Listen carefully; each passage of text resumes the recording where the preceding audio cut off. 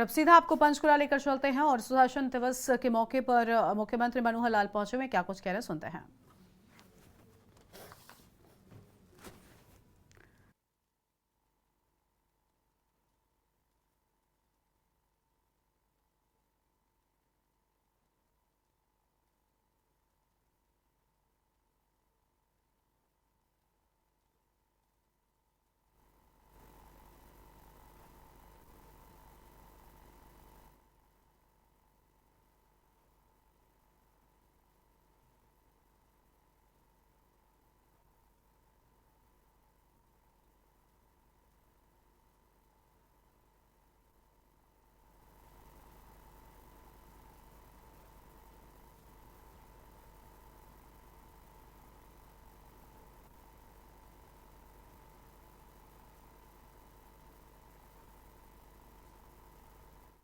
विश्वविद्यालय का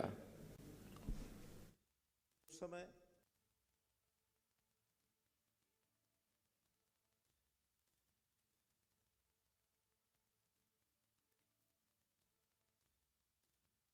बात है, 1 करोड़ रुपया बहुत होता था। इकट्ठा करते हुए और उस समय हैदराबाद के निजाम के पास पहुंच गया कि मुझे बनारस हिंदू विश्वविद्यालय के लिए चंदा चाहिए। अब हैदराबाद निजाम ने कहा कि तो हिंदुओं की यूनिवर्सिटी है, मुझे क्यों देना है? वो मुस्लिम थे। उनका नहीं, ये शिक्षा का काम है, हर किसी को देना चाहिए। उन्होंने मना कर दिया। वापस आने लगे तो जो राजमहल का दरबारी था, उस दरबारी को कहा कि ऐसा बताइए, इस नवाब की, जो बादशाह उस समय का निज़ाम जिसको कह रहे हैं, इनकी कोई व्यक्तिगत चीज़ नई पुरानी कोई फेंक रखी हो, कहीं टूटी फूटी पड़ी है क्या? मैं बड़ा इनका प्रशंसक हूँ, मुझे कोई चीज़ इनकी मिल जाए, मैं अपने साथ संभाल के रखना चाहता हूँ। उन्होंने कहा साहब और तो कुछ नहीं, निज़ाम की टूटी जूती पड़ी है, आप ये ले जा सकते हैं, हमारे तो बेकार है। आप ये ले जा सकते हैं, हमारे तो बेकार है। तो उन्होंने उस जूती को उठाया और शाम को मुनादी करा करके शहर में कहा कि निज़ाम की पुरानी जूती नीलाम के योग्य है, ये नीलामी होगी, जो कोई लेना चाहे आके ले जाए, और इसका जो पैसा मिलेगा वो बनारस हिंदू विश्वविद्यालय के निर्माण में काम आएगा। मुनादी हो गई, निज़ाम को पता लगा। निज़ाम ने कहा कि अरे भाई ये क्या कर रहे हैं? मैंने कहा देखिए, मेरा तो काम विश्वविद्यालय के लिए धन एकत्र करना है, जैसे भी हो जाए मेरा वही तरीका है, मैं तो और कुछ करना जानता नहीं, यही जानता हूँ। कहा नहीं नहीं, मुझे माफ़ करो, मैं पैसे ले जाओ, मेरी जूती वापस लाओ। ऐसे मदन मोहन मालवीय बहुत काम किए उन्होंने। खैर, उनका जन्म दिवस उनको हम स्मरण करते हैं। और फिर देश के एक ऐसे प्रधानमंत्री जिन्होंने देश में सुशासन की नींव डाली, आदरणीय अटल बिहारी वाजपेयी। आज जो स्वर्णिम चतुर्भुज की चर्चा होती है सड़कों की, कि देश को पूर्व से पश्चिम, उत्तर से दक्षिण, सब कोनों को आपस में जोड़ा जाए और डायगनली भी कश्मीर से कन्याकुमारी तक, आसाम से गुजरात तक आपस में जुड़ने चाहिए, तो ये गोल्डन क्वाड्रिलेटरल जो रोड है, इसकी कल्पना अटल बिहारी वाजपेयी जी की थी, जो बनकर के बाद में अब तैयार हुई है। सारे देश को जोड़ना, एक करना, सारे देश की नदियों को जोड़ना। कहीं ऐसे ऐसे प्रदेश हैं, ऐसे ऐसे इलाके हैं, वर्षा में बाढ़ आ जाती है, और उसी समय में देश के कुछ इलाके जिसमें सूखा पड़ रहा होता है, तो पानी एक तरफ विनाश कर रहा है, एक तरफ पानी की कमी के कारण से हम समस्या को झेल रहे हैं, तो क्यों नहीं देश की नदियों को जोड़ा जाए? ये कार्यक्रम भी उस समय की कल्पना है। हालांकि इसमें योजनाएं बन रही हैं, आगे बढ़ रहे हैं, इतना ज़्यादा सफलता शायद अभी नहीं मिली है, लेकिन बहुत बड़ा काम है ये, इस ओर भी बढ़ रहे हैं। तो देश के प्रधानमंत्री के नाते से उनका जो सोच, देश की एकता, अखंडता, देश की सामान्य समस्याओं से लेकर बड़ी बड़ी समस्याओं को हल करना, आदरणीय अटल बिहारी वाजपेयी जी के जीवन का एक हिस्सा रहा है। उनका भी जन्मदिन आज उनको हम स्मरण करते हैं।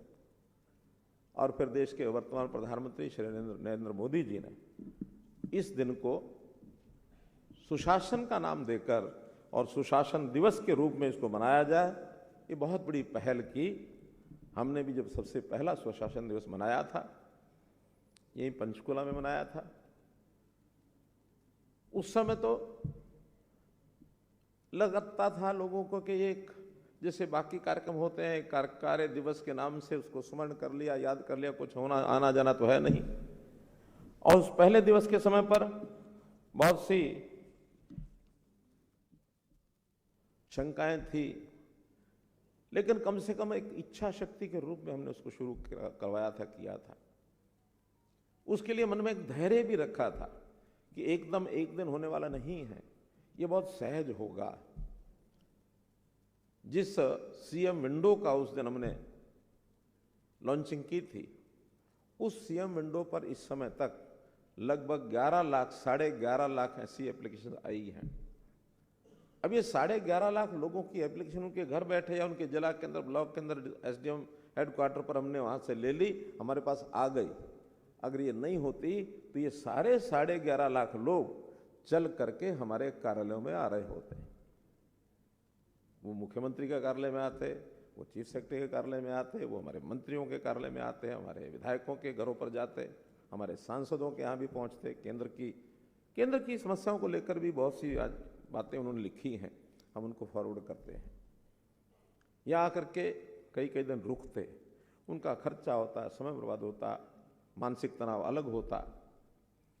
मैं ये नहीं कहता कि सभी 11.5 लाख का परिणाम ऐसा निकला होगा कि सामने वाले की इच्छा के हिसाब से उनको मिला होगा, लेकिन उसको डिस्पोज ऑफ करने में सब लोगों ने, हमारे अधिकारी, हमारे कर्मचारी, हमारे जितने भी सहायक संस्थाएं हैं, सब ने अपना काम किया है। तो एक मैं कह सकता हूं कि ऐसी चीज़ों को और हम लोग आगे बढ़ाने के लिए सुशासन दिवस ये हम कर रहे हैं। अब कर तो हम रहे हैं, बहुत से कार्यक्रम हमने चलाए हैं, प्रेजेंटेशन के अंदर बहुत से उदाहरण दिए गए हैं, आज भी कुछ चीज़ें आगे की हैं। लेकिन अगर कोई पूछे तो क्या ये सुशासन का काम पूरा हो गया क्या? मेरा कहना है कि मेरी शुरुआत अच्छी है, हम बहुत अच्छी जगह पहुंचे हैं। आज जो वातावरण 2014 में था, जिसके कारण से लोगों को उतना ज़्यादा भरोसा नहीं था, आज लोगों को भरोसा हो गया है कि इन 9-10 वर्षों के अंदर हरियाणा सरकार के सब लोगों ने मिलकर जो इस प्रकार के काम आगे किए थे, एक प्रयास किया था, वो काफ़ी हद तक उसके लाभ मिल रहे हैं, परिणाम मिल रहे हैं। लेकिन क्या काम पूरा हो गया है? मैं कहूंगा अभी नहीं।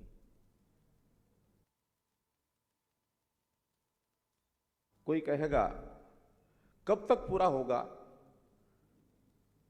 अब इसके बारे में कोई निश्चित उत्तर नहीं बताया जा सकता। उत्तर बताने के लिए एक छोटी कहानी मुझे ध्यान आ रही है कि 2 नौजवान वो पैदल जा रहे थे, किसी गांव में उनको पहुंचना था, कोई उनका गंतव्य स्थान था। रास्ते में उनको एक बुजुर्ग मिला। उस बुजुर्ग को पूछा, हमें अमुक गांव में जाना है, उस गांव में पहुंचने के लिए कितना समय लगेगा? अब बुजुर्ग चुप रहा।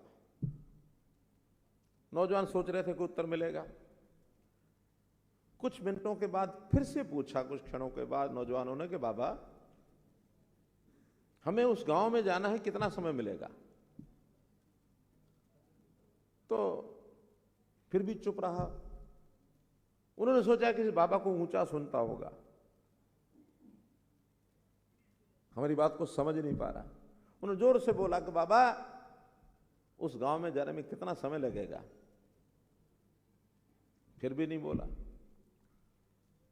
इशारे से कहा, जाओ जाओ। लोगों ने समझा पागल है, इसको कुछ जवाब नहीं देता, हाँ करे ना करे, कुछ बोले, कुछ नहीं बोला, टाल दिया। और नौजवान चल पड़े। तो कोई 100-150 कदम जाने के बाद ये बाबा उनको देख रहा था। इस बुजुर्ग व्यक्ति ने जोर से आवाज लगाई कि मानो 1 घंटा लगेगा। ये पूछे मुड़ कर देख रहे हैं कि पहले जवाब नहीं दिया, अब हम इतनी दूर चले गए, अब हमें पीछे से बोल रहा कि 1 घंटा लगेगा। इनके मन में उत्सुकता हुई, वापस मुड़ के आ गए। बाबा बाबा हमने आपसे 2 बार 3 बार पूछा कि आप कितनी देर लगेगी, आपने उस समय तो कहा नहीं, और जब हम दूर जा चुके हैं आप कह रहे हो 1 घंटा लगेगा। कि देखो बच्चों, जब तुमने पूछा था मुझे ये पता नहीं था कि तुम्हारी गति क्या है, और जब चल के तुम 150 कदम जा चुके हो तो मुझे पता लग गया, मैं देख रहा तुम्हारी गति क्या है। तुम्हारी गति के हिसाब से टाइम तय होगा कि कितना समय लगेगा। मित्रों, सुशासन के वो सब लक्ष्य हमको पूरे करने हैं, लेकिन समय कितना लगेगा ये निर्भर करता हमारी गति पर। तो हमको गति बढ़ानी होगी, और गति बढ़ा करके जब हम चलेंगे तो अपना लक्ष्य पूरा करेंगे। दिशा हमको पता है किधर जाना है, लेकिन गति अभी हमारी जितनी बननी चाहिए उतनी सबकी नहीं बनी है। कुछ विभागों की, कुछ यानी हमारे अधिकारियों की, कर्मचारियों की गति बन रही है, पकड़ रहे हैं उस गति को, और उसी के कारण से कौन कितना काम करेगा, किस गति से करेगा, इस परिणाम को लाएगा। तो हमने 25 दिसंबर को एक योजना बना करके कि ऐसे सब कर्मचारी अधिकारियों को, यद्यपि उसमें जो ऑल इंडिया सर्विस के अधिकारी हैं उनको तो हमने कहा कि ये प्रेरणा देने वाले हैं, ये इंजन हैं, तो कभी इंजन के लिए वो नहीं तय किया जाता उसका जो सफलता का परिणाम के नाते से जिम्मेवारी होती है बाकी सब लोगों की जो उसको सहयोग करते हैं। तो इस परिणाम का पारितोषिक ऑल इंडिया सर्विस के अधिकारियों को छोड़कर बाकी सबको मिलेगा, क्योंकि बाकी सब आपके जो सहयोगी हैं उनकी गति के मिला के आपकी गति बनेगी। तो इस गति को आगे बढ़ाने के लिए हमको अपने अपने हिसाब से, अपनी अपनी जगह पर अपने अपने कार्यक्रमों को आगे बढ़ाना होगा, और निश्चित रूप से ये जो प्रयास है परिवर्तन का, ये प्रयास हमारा सफल होगा, ये उद्देश्य हमारा सफल होगा। हम देखते रहे हैं कि हमारे जितने भी व्यक्ति, चाहे वो समाज के व्यक्ति हों चाहे कर्मचारी हों, बहुत तरह की समस्याएं वो झेलते थे। कर्मचारियों की मैं बात करूं तो उनकी ट्रांसफर है, उनकी पोस्टिंग है, उनकी प्रमोशन है, इसमें ही सबको भरोसा नहीं होता था कि हमारे साथ न्याय होगा कि नहीं होगा, क्योंकि जिनके हाथ में ये सूत्र है उनको अपनी स्वैच्छिक अधिकार, उनको डिस्क्रिशनरी पावर्स बहुत होती हैं। किसी को भी प्रशासनिक आधार पर इसका ट्रांसफर करना तो उसका ट्रांसफर कर दिया, दंडित करना उसको दंडित कर दिया। बाद में फिर उनकी अपील शुरू होती है कि मेरा तो कोई दोष नहीं है, फिर आगे बढ़ते बढ़ते दंड भी हो जाता है, फिर उनको सहानुभूति पर विचार करके और उनको छूट देने की बात ये चल पड़ती है। स्थान कौन सा मिलना चाहिए उसमें भी सिफारिशें चलती हैं। प्रमोशन किसकी होगी वो भी अपने डिस्क्रिशनरी पावर के हिसाब से हम करते रहते हैं। लेकिन अब इसके सिस्टम जब से बने हैं, मुझे ध्यान है कि जब ऑनलाइन टीचर्स ट्रांसफर पॉलिसी हमने पहली बार लागू की तो 93% persons were happy with that drive, कि जो अपने पहले दूसरे स्थान के ऊपर पहुंच गए थे। 93% टीचर्स, सेटिस्फेक्शन लेवल उसमें से पता लगता है। तो ऐसा कर्मचारियों के लिए ये सब किए, ये तो पुराने कर्मचारियों के लिए। और जब नई भर्ती की उसका भी क्या हाल था, सीधा सीधा लोग बोलते थे नौकरियां बिकती हैं, जो पर्ची खर्ची का शब्द प्रयोग किया, जिसके कारण से उसको समाज ने स्वीकारा कि हाँ पर्ची खर्ची के कारण से ही बर्बादी हुई है, अब कोई पर्ची खर्ची नहीं चलती है, मेरिट के ऊपर सबकी भर्तियां होती हैं। ग्रुप सी और डी इसके इंटरव्यू खत्म किए, क्योंकि इंटरव्यू में खेल बहुत होते हैं। और ऐसा भी हुआ कि लिखित परीक्षा को साइड में कर दिया, केवल इंटरव्यू के आधार पर नौकरियां ले ली गई। अब इंटरव्यू तो अपने हाथ में आदमी के, जिसको चाहे उसको दे, जिसको नहीं चाहे उसको नहीं दे।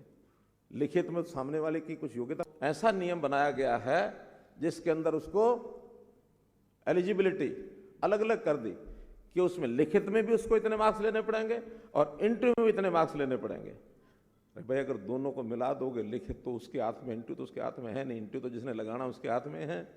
दोनों का अगर करेगा तो लिखित तो बेकार हो गया। फिर कुछ अधिकारी इस मेरे विषय को समझ गए होंगे, मैं इसकी डिटेल में नहीं जाना चाहूंगा, मेरी कुछ सीमाएं हैं। लेकिन ऐसा ऐसा भी खेल हो रहा है, अभी भी हो रहा है। इसमें से बाहर करने के लिए हमने इन सब बातों को किया है। मुझे खुशी है कि सुशासन के इन सारे कामों के माध्यम से लाभ हो रहा है। सुशासन की योजनाएं, उसका उद्देश्य लोगों के समय को बचाना, साधनों को बचाना, और विशेष तौर पर एक जो भ्रष्टाचार नाम का कैंसर ये लगा हुआ है, केवल अपने प्रदेश में ऐसा नहीं है, प्रदेश में भी है, देश में भी है, दुनिया में भी है।